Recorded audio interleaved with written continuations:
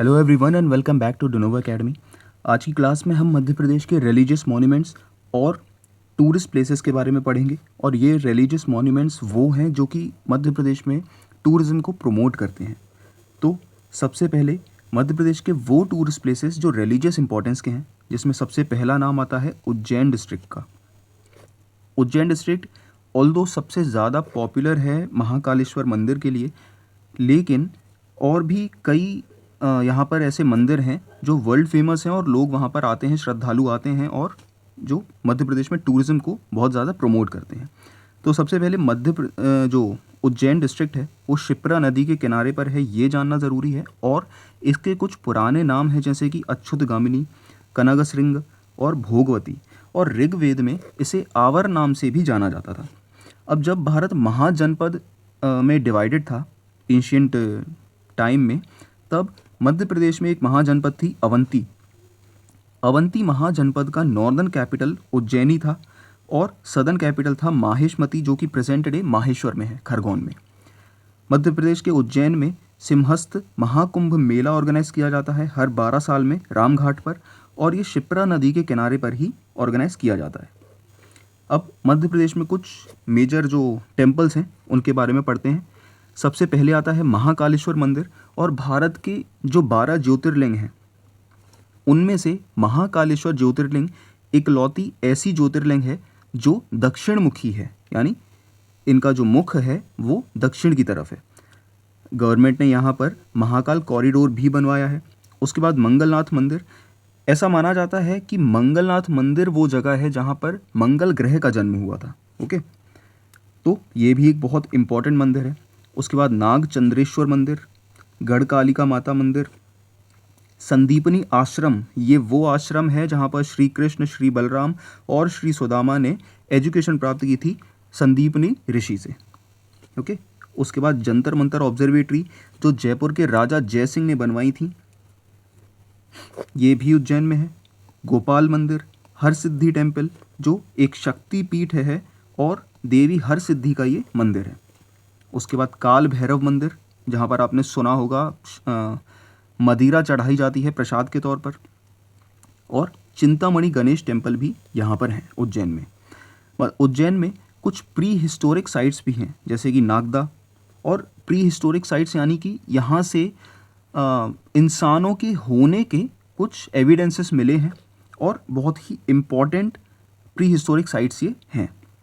नागदा, डंगवाला, जहाँ पर painted pottery मिली है, ओके, और कुछ ग्रेन्स भी मिली हैं यहाँ से। कायथा, जिसे वी.एस. वाकनकर ने डिस्कवर किया था। वी.एस. वाकनकर एक आर्कियोलॉजिस्ट थे जिन्हें हमने पिछली क्लास में पढ़ा था। और कायथा ही वो जगह है जहाँ पर वाराह मिहिर का जन्म हुआ था। वाराह मिहिर भारत के एक एस्ट्रोनॉमर और एस्ट्रोलॉजर थे। ओके, उसके बाद आता है ओमकारेश्वर। ओमकारेश्वर खंडवा डिस्ट्रिक्ट में है, नर्मदा नदी के किनारे पर, और इसका एंशिएंट नाम था मानधाता। ऐसा माना जाता है कि इक्ष्वाकु डायनेस्टी के एक राजा थे, राजा मानधाता, और उनके जो डिसेंडेंट थे उन्होंने मानधाता के नाम पर ही इस जगह का नाम रखा है। और ये जो जगह है ये अमरकंटक और ऋष्या माउंटेन्स और परियात्रा माउंटेन्स के बीच में नहीं, बट इन सभी को मिलाकर ये जगह बनाई गई थी। अब क्योंकि समय बदल चुका है, इतने सदियां बीत चुकी हैं, तो अब वो जगह सिर्फ ओमकारेश्वर तक सीमित रह गई है। ओके, अब 12 में से एक ज्योतिर्लिंग ओमकारेश्वर में भी है और इस ज्योतिर्लिंग को ममलेश्वर कहा जाता है। और ये ज्योतिर्लिंग जिस पर्वत पर है उसका आकार ओम के आकार में है, इसीलिए इसे जगह का नाम ओमकारेश्वर रखा गया है। अब यहाँ पर कुछ इम्पॉर्टेंट जगह हैं। शंकराचार्य की गुफाएं, आदि शंकराचार्य, नर्मदा घाट, सिद्धनाथ मंदिर, 24 अवतार जो कि हिंदू और जैन टेम्पल्स का एक ग्रुप ऑफ टेम्पल्स हैं एक्चुअली, काजल रानी की गुफाएं, पदाचार्य गुफाएं, और गोविंद भागवत पद, ये एक्चुअली गुरु शंकराचार्य की ही गुफाएं हैं। और ये वो जगह है जहाँ पर गुरु शंकराचार्य ने अपने गुरु श्री गोविंद भागवत पद से मुलाकात की और यहाँ पर उनसे शिक्षा प्राप्त की थी। उसके बाद आता है माहेश्वर। अब माहेश्वर, जैसा कि अभी हमने देखा था, अवंती महाजनपद की सदर्न कैपिटल थी और एंशियंट टाइम में इसे माहेशमती के नाम से जाना जाता था। अब माहेश्वर में एक आर्कियोलॉजिकल साइट नावदा टोली भी है और माहेश्वर का जो डिस्क्रिप्शन है वो कालिदास की रघुवंशम में भी है। और चाइनीज़ ट्रैवलर यून संग जब यहाँ पर आए थे हर्षवर्धन की कैपिटल में, हर्षवर्धन के साम्राज्य में, तब उन्होंने माहेश्वर भी विजिट किया था। अब माहेशमती कैपिटल थी अहिल्याबाई की, हमने पिछली क्लास में पढ़ा था। अहिल्याबाई ने इंदौर से कैपिटल शिफ्ट की थी माहेश्वर के लिए। और हाया डायनेस्टी जो जिसके एक बहुत ही पावरफुल किंग थे कीर्तिवीर सहस्त्र अर्जुन, और ऐसा माना जाता है कि इनके हजारों हाथ थे। ओके, और उन्होंने भी इस जगह पर राज किया है। अब यहाँ पर कुछ मेजर प्लेसेस हैं: Sahastradhara false, Rajeshwar temples, Devi Ahilyabai museum और नावदा टोली आर्कियोलॉजिकल साइट। उसके बाद आता है सतना। सतना में सबसे पहले चित्रकूट। चित्रकूट में गवर्नमेंट एक्चुअली अभी राम वनगमन पथ बना रही है जो कि अंडर कंस्ट्रक्शन प्रोजेक्ट है, और इसमें अयोध्या को चित्रकूट से कनेक्ट किया जाएगा और चित्रकूट को फिर अमरकंटक जो कि दंडकारण्य छत्तीसगढ़ तक है वहाँ तक कनेक्ट किया जाएगा और इसे एक टूरिस्ट प्लेस के तौर पर डेवलप किया जा रहा है। और ये सिर्फ इसका रूट मध्य प्रदेश तक है। ओके, मतलब सिर्फ मध्य प्रदेश में इतना रूट है, ऑल्दो ये पूरा वो रूट कवर करेगी जहाँ पर श्री राम अपने वनवास के समय में गए थे। अब 14 सालों में से 11 साल राम भगवान ने चित्रकूट में बिताए थे। चित्रकूट मंदाकिनी नदी के किनारे पर है और यहाँ पर ऋषि अत्रि और सती अनुसुईया का भी आश्रम है। Ram Vanagaman Path connecting Chitrakoot to Amarkantak in Madhya Pradesh is under construction. यहाँ पर मेजर प्लेसेस हैं: कमदगिरी माउंटेन्स, स्फटिक शिला, हनुमान धारा, गुप्त गोदावरी, सीता रसोई, जानकी कुंड, भरतकूट जहाँ पर राम और भरत का मिलाप हुआ था, और सती अनुसुईया और ऋषि अत्रि का आश्रम। उसके बाद बरहूत सतना जो एक बुद्धिस्ट स्तूपा के लिए फेमस है। ओके, और इसकी डिस्कवरी जो है वो अलेक्जेंडर कनिंगम ने की थी 1873 में। और सांची स्तूपा की तरह ही बरहूत स्तूपा को भी अशोका ने बनवाया था और इसकी जो एक्सपेंशन था वो शुंग पीरियड में हुआ था। उसके बाद मैयर जो कि पहले सतना डिस्ट्रिक्ट में ही आता था बट अब एक सेपरेट डिस्ट्रिक्ट बन चुका है। मैयर में शारदा माता का एक बहुत बड़ा मंदिर है जो कि त्रिकूट पर्वत पर है और इसे एक होली सिटी डिक्लेयर किया गया था 2009 में। मैयर एक वर्क प्लेस भी है उस्ताद अलाउद्दीन खान की, हमने म्यूजिकल पर्सनैलिटीज आर्टिस्ट में पढ़ा था। और यहाँ पर मैयर वाद्य वृंदा भी बना हुआ है जो उस्ताद अलाउद्दीन खान ने ही बनाया था। अब यहाँ पर मेजर प्लेसेस हैं: आल्हा ऊदल का अखाड़ा, गोल मठ मंदिर, पतियंदई मंदिर और जलपा देवी मंदिर। उसके बाद Rehli sun temple. Rehli sun temple Sagar district में है और सूर्य देव को ये मंदिर जो है वो समर्पित है और भारत का इकलौता ऐसा मंदिर है जहाँ से ट्रॉपिक ऑफ कैंसर पास होता है। ओके, और ऐसा भी माना जाता है कि ये मध्य प्रदेश का सबसे पुराना सन टेम्पल है। उसके बाद आता है नोहलेश्वर मंदिर जो कि दमोह में है, ये एक शिव टेम्पल है। ओके, अब देखिए इन मंदिरों में आपको मेन चीज़ सिर्फ ये याद रखनी है कि ये किस जगह पर है और अगर किसी राजा ने इन्हें बनवाया है तो उस राजा का नाम। जैसे कि नोहलेश्वर मंदिर कलचुरी राजा युवराज ने बनवाया था। उसके बाद प्राणनाथ जी मंदिर जो कि पन्ना में है और इसे प्रणामी तीर्थ का एक बहुत ही पवित्र स्थल माना जाता है। और सेंट्रल डोम जो एक मस्जिद की तरह है और इसकी जो एंट्रेंस है वो कमन दरवाज़ा कहा जाता है जो कि चांदी से बना हुआ है। उसके बाद बलदेव जी टेम्पल जो अगेन पन्ना में है और ये लंदन की सेंट पॉल्स कैथेड्रल चर्च की स्ट्रक्चर में बना हुआ है जिसे इटालियन आर्किटेक्ट मिस्टर मैनली ने बनवाया था। और जो शिलाग्राम है, शिलाग्राम स्टोन है, वो बलदेव जी का यहाँ पर इस मंदिर में इंस्टॉल किया गया है, रखा गया है। उसके बाद कुंडेश्वर महादेव मंदिर जो कि टीकमगढ़ में है और ये महादेव जी का मंदिर है। मादखेड़ा सन टेम्पल जो कि अगेन टीकमगढ़ में है और इसे मंदिरों का गांव भी कहा जाता है। इस मंदिर का जो एलिवेशन है उसे पंचरथ प्लान के तौर पर बनाया गया है। उसके बाद एक बहुत ही पॉपुलर और मिस्टीरिकल, एक्चुअली इस मंदिर की बहुत मिस्ट्री मानी जाती है। लोकल्स का कहना है कि ककनमठ मंदिर को रातों रात भूतों ने बनाया था। ओके, ऐसा सिर्फ मान्यता है, इसे हम एग्ज़ाम में नहीं इस्तेमाल करेंगे। ओके, अब ककनमठ मंदिर मध्य प्रदेश के मुरैना डिस्ट्रिक्ट में आता है और इसे कच्छप घाट के राजा कीर्तिराज ने बनवाया था। इसके ककनमठ मंदिर के बारे में सास बहू टेम्पल जो कि ग्वालियर फोर्ट पर है, वहाँ पर भी इंफॉर्मेशन लिखी हुई है। उसके बाद कुतवार मंदिर जो अगेन मुरैना में है, और ये हरसिद्धि देवी का मंदिर आसन नदी के किनारे यहाँ पर है। अब कुतवार वो जगह है जहाँ पर महाभारत के कर्ण का जन्म हुआ था। महाभारत में कर्ण का आपने नाम ज़रूर सुना होगा, उनका जन्म यहीं पर हुआ था और इसे कुंतलपुर भी कहा जाता है। उसके बाद मिताउली भी मुरैना डिस्ट्रिक्ट में ही है, और इंडियन पार्लियामेंट स्ट्रक्चर जो पुराना वाला था, जो गोल पार्लियामेंट थी, ऐसा माना जाता है कि उस पार्लियामेंट के स्ट्रक्चर को इस मिताउली मंदिर से ही लिया गया था, यानी कि वो इस मिताउली मंदिर से ही इंस्पायर्ड था। और यहाँ पर भी एक 64 योगिनी मंदिर है। 64 यहाँ पर स्ट्रक्चर्स बने हुए हैं और उनमें 64 योगिनी रखी हुई हैं। ये महादेव जी का मंदिर है। ओके, उसके बाद गढ़ी पड़ावली जो कि मिताउली के पास में ही है, अगेन मुरैना डिस्ट्रिक्ट में ही है, और ये मंदिर से ज़्यादा एक टूरिस्ट प्लेस है।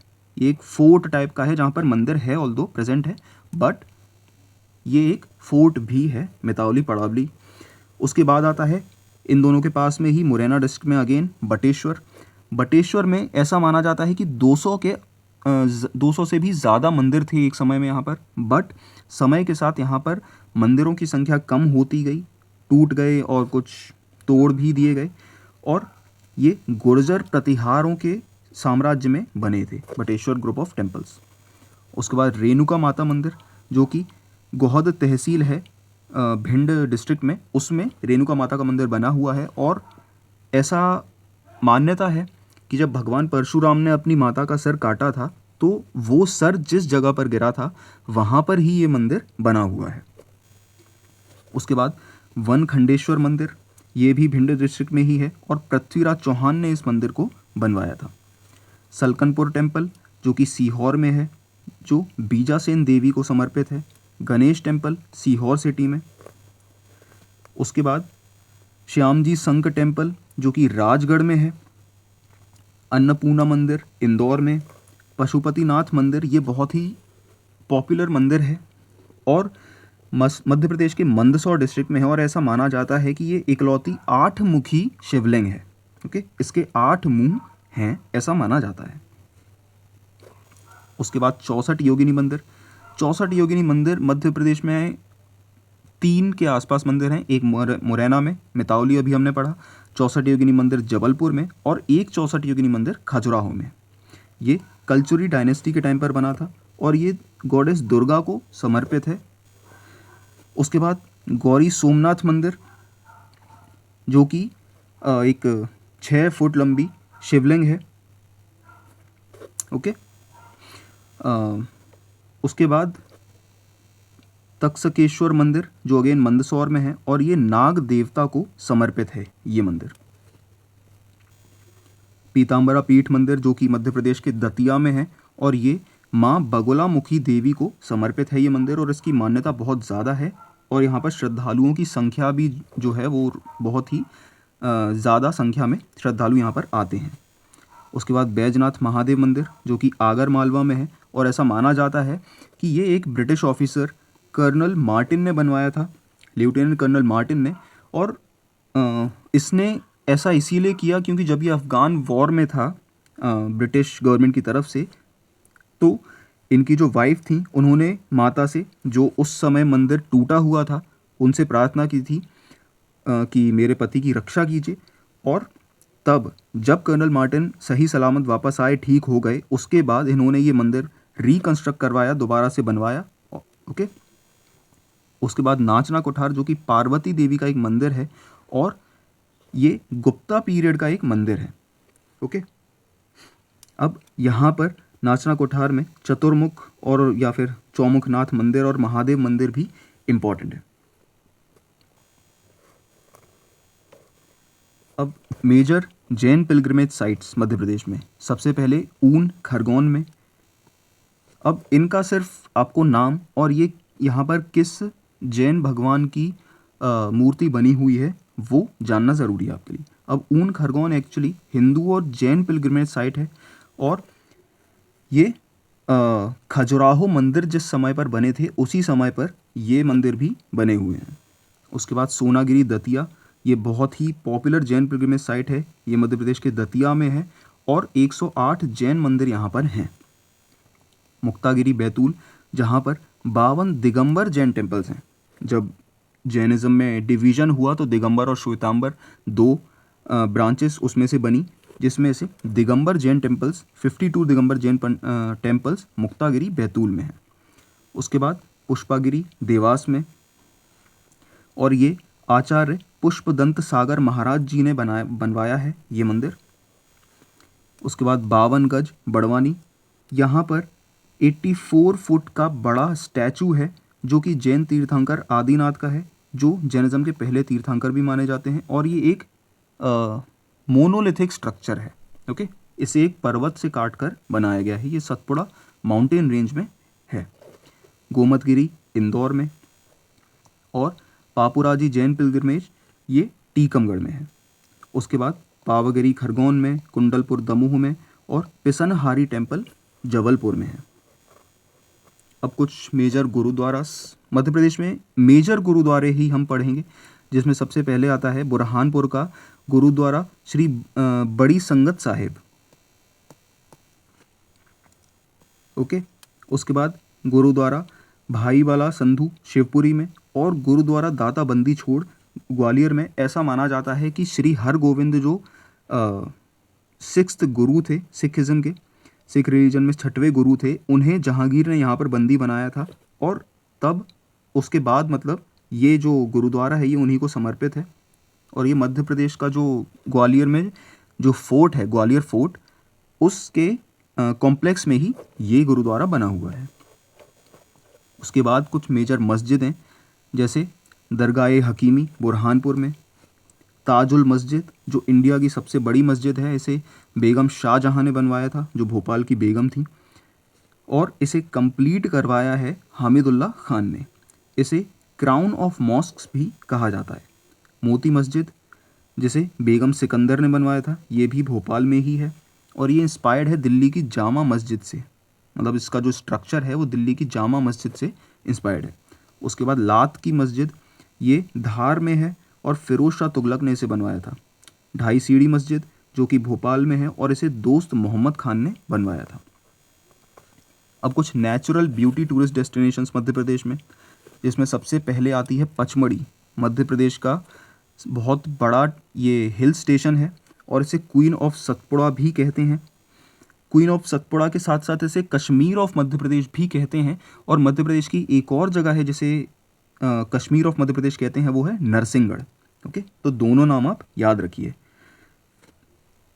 अब पुराने समय में इसे पांचलगढ़ के नाम से जाना जाता था, और ऐसा माना जाता है कि जब पांडव अपने वनवास के समय में इस जगह पर रुके थे।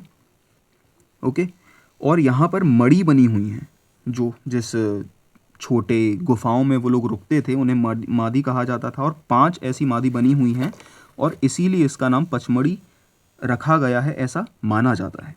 अब इसकी जो डिस्कवरी है वो की थी कैप्टन फॉर्सिथ ने। ये एक ब्रिटिश एम्पायर में एक ऑफिसर थे, और यहाँ पर एक पॉइंट है फॉर्सिथ पॉइंट, जिसका नाम बदलकर इंदिरा गांधी प्रियदर्शनी पॉइंट रख दिया गया था बाद में। पचमढ़ी एक बायोस्फीयर रिजर्व भी है, और यूनेस्को की man and biosphere reserve list में भी शामिल है। इसे 1999 में एक बायोस्फीयर रिजर्व डिक्लेयर किया गया था। अब यहाँ पर कुछ मेजर प्लेसेस हैं: Rajendragiri peak sunset point, Jatashankar caves, Pandav caves, Mahadev caves, Rajat Prapat या फिर silver waterfalls, Duchess waterfalls, Apsara falls और बी फॉल्स। उसके बाद अमरकंटक अनूपपुर। अमरकंटक को अमरकूट कहा जाता था पहले, और यहाँ पर ऋषि कल्पी मुनि और ऋषि मार्कंडेय की ये आश्रम जो हैं वो यहाँ पर बने हुए हैं। अमरकंटक में ही अचानकमर है, उसे भी बायोस्फीयर रिजर्व डिक्लेयर किया गया था 2005 में, और मध्य प्रदेश की ये दूसरी बायोस्फीयर रिजर्व है और इंडिया की 14th बायोस्फीयर रिजर्व है। यहाँ पर नर्मदा कुंड, दुग्धधारा वाटरफॉल्स, कोटी तीर्थ, लक्ष्मण कुंड, कपिल धारा, कबीर चौराहा, दुग्धधारा और श्री यंत्र मंदिर है। श्री यंत्र मंदिर एक 4 फेस्ड स्टैचू है जिसमें देवी लक्ष्मी, देवी सरस्वती, देवी काली और देवी भुवनेश्वरी के मुख जो हैं वो उस स्टैचू पर बने हुए हैं। उसके बाद भेड़ाघाट जबलपुर। भेड़ाघाट नर्मदा नदी पर है, नर्मदा और बावन नदी पर, और भृगु मुनि ने यहाँ पर तपस्या की थी इस जगह पर। और भेड़ाघाट एक्चुअली मार्बल रॉक्स के लिए बहुत ज़्यादा पॉपुलर है। यहाँ पर धुआंधार वाटरफॉल्स है, जटाशंकर केव्स, पांडव केव्स और बंदर कुदानी, शिव पार्वती मंदिर, महादेव मंदिर और 64 योगिनी मंदिर भी यहाँ पर है, जैसा कि अभी हमने ऊपर पढ़ा था 64 योगिनी मंदिर। और यहाँ पर कुछ मेजर घाट जो हैं वो हैं भेड़ा घाट जो वाइट मार्बल रॉक्स के लिए बहुत ज़्यादा फेमस है, तिलवारा घाट, ग्वारी घाट और लामेटा घाट, जहाँ पर एक जियो पार्क भी बनाया जाता है। इंडिया का पहला जियो पार्क यहाँ पर बनेगा। उसके बाद बारमन घाट जो कि नरसिंहपुर में है और ये भी नर्मदा नदी के किनारे ही है। यहाँ पर मकर संक्रांति और बसंत पंचमी पर मेले भी ऑर्गेनाइज किए जाते हैं। और यहाँ पर ऐसा माना जाता है कि ब्रह्मा जी की एक सैक्रिफिशियल साइट यहाँ पर स्थित है। रानी दुर्गावती टेम्पल भी है यहाँ पर, एक हाथी दरवाज़ा और वराह आइकन भी यहाँ पर है, एलिफेंट डोर यानी कि हाथी दरवाज़ा। अब मध्य प्रदेश की वर्ल्ड हेरिटेज साइट्स के बारे में पढ़ लेते हैं।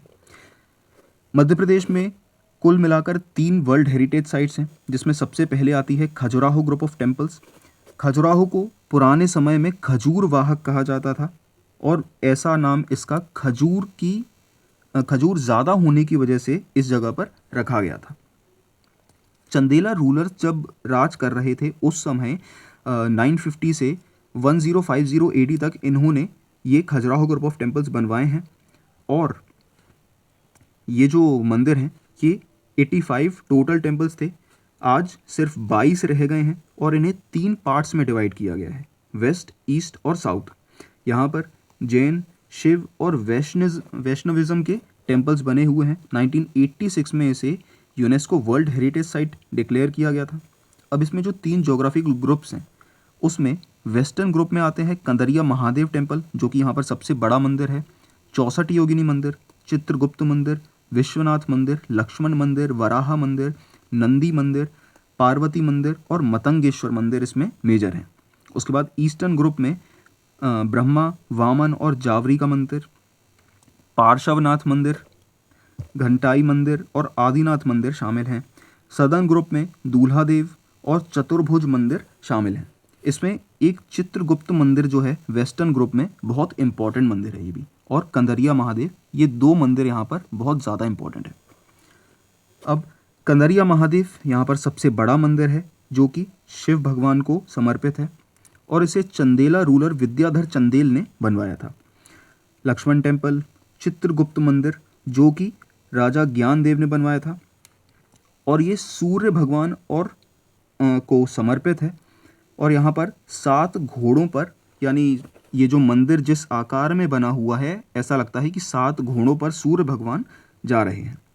ओके, फिर 64 योगिनी मंदिर, मतंगेश्वर मंदिर, विश्वनाथ मंदिर और पार्श्वनाथ मंदिर जो कि एक जैन भगवान पार्श्वनाथ का मंदिर है। अब इन्हें किसने बनवाया है, किस राजा ने बनवाया है, यह आप पढ़ लीजिए, बहुत इंपॉर्टेंट है, एग्जाम में ज़रूर आ सकता है ये। उसके बाद घोटाई या घंटाई मंदिर और दूल्हा देव मंदिर यहाँ पर इम्पॉर्टेंट है। उसके बाद अगली वर्ल्ड हेरिटेज साइट है सांची स्तूपा। इसका नाम आपने ज़रूर सुना होगा और सांची स्तूपा मध्य प्रदेश के रायसेन डिस्ट्रिक्ट में आती है। अब सांची को पुराने समय में चैत्यगिरी, काकनाद, काकानाया और ककनबोध और बोध श्री पर्वत के नाम से जाना जाता था। और सांची स्तूपा जो है वो मौर्य साम्राज्य के राजा अशोका ने बनवाया था जब उन्होंने बुद्धिज़्म को अपना धर्म बना लिया था। जब मध्य प्रदेश राजा अशोक ने ये सांची स्तूपा बनवाया था। ये उन्होंने अपनी रानी महादेवी ऑफ अवंती यानी कि विदिशा की जो रानी थी उनके लिए बनवाया था, उनकी रिक्वेस्ट पर बनवाया था। और इसका जो आउटर रेलिंग स्ट्रक्चर है वो बनवाया था पुष्यमित्र सुंग ने। और ओरिजिनली इसमें ईंटें नहीं लगी हुई थी, जो वो ईंटें इसमें बाद में लगवाई गई हैं। अब यहाँ पर टोटल 3 स्तूपा हैं, जिसमें पहला एक सबसे बड़ा फाउंडेशन एनलार्ज इन सक्सीडिंग सेंचुरीज। उसके बाद जो दूसरा स्तूपा है उसे रेलिंग डेकोरेशन से शुंग पीरियड में सजाया गया था पुष्यमित्र सुंग द्वारा। और जो तीसरा है उसमें सिर्फ एक तोरान है, यानी कि एक तोरान मतलब एक गेटवे होता है जिस पर कार्विंग्स होती हैं और जता का टेल्स भी उस पर लिखी होती हैं। अब सांची स्तूपा में 4 तोरान हैं टोटल, ओके। और 2 रिलीफ स्ट्रक्चर्स जो हैं सांची स्तूपा गेटवे में, उसमें एम्परर अशोक, राजा अशोक और उनकी 2 रानियां बोधि ट्री के साथ यहाँ पर दिखाई गई हैं, ओके। और इसे this scene is famously found on southern gateway of the great stupa. अब सांची स्तूपा को जनरल टेलर ने डिस्कवर किया था 1818 में, और सर जॉन मार्शल ने यहाँ पर एक म्यूजियम बनवाई थी 1919 में।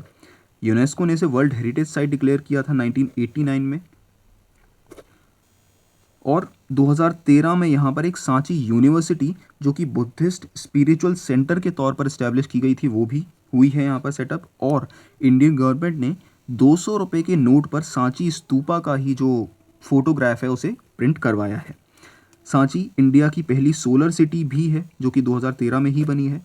और बुद्धा जम्बू द्वीप पार्क, बुद्धिस्ट विहार या चैत्य विहार भी इसे कह सकते हैं, ये भी सांची स्तूपा में ही हैं।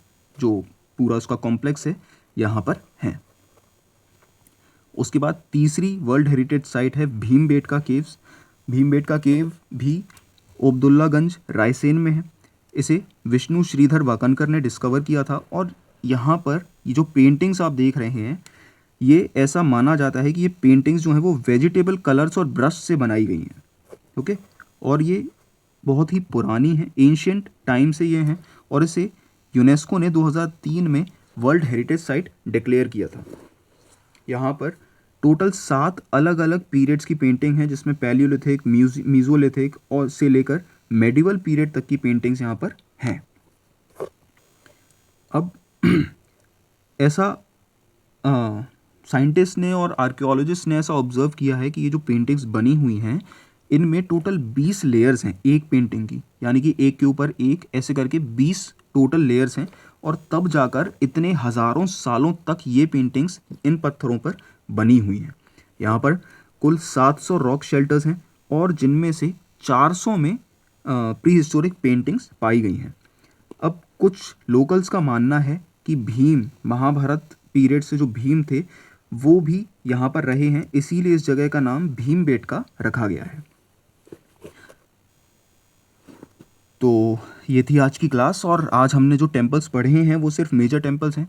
अब कुछ टेम्पल्स ऐसे हैं जो कि हिस्टोरिक सिग्निफिकेंस के हैं, उन्हें हम हिस्ट्री वाली क्लास, जब हम हिस्ट्री पढ़ना शुरू करेंगे एंशियंट, मेडिवल, मॉडर्न, उसमें पढ़ेंगे, ओके। और अगली क्लास में मध्य प्रदेश में जो फोर्ट्स हैं उनके बारे में पढ़ेंगे। तो तब तक के लिए बने रहिए इस क्लास में। मिलते हैं, गुड बाय।